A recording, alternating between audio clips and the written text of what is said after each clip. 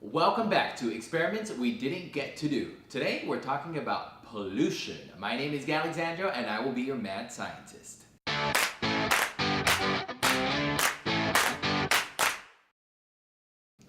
Alright, it's the season for swimming and I have a story to tell you about a lake today. Sometimes we like to swim in a lake, however, did you know that sometimes we even drink water from a lake?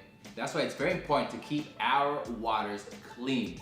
Today I'm going to tell you a story that talks about pollution and how a lake gets slowly polluted by various elements throughout time.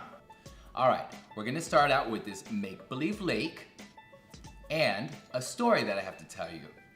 Our story begins with a lovely lake that's slowly becoming more polluted as visitors leave their trash and chemicals behind.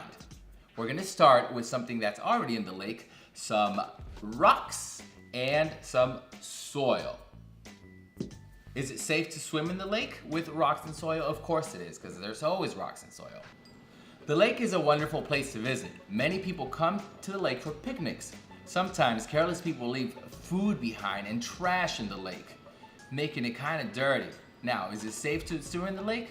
Yeah, still safe. However, it's getting a little bit yucky.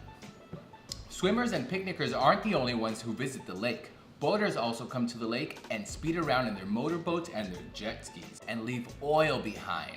Is it safe to swim in it now? Still safe, but kind of gross. Many people have homes around the lake, including the Smiths. And just like many other families, the Smiths like to wash their car in their driveway, and sometimes the soap gets in the water. Now, is it safe to swim in the water? Still safe.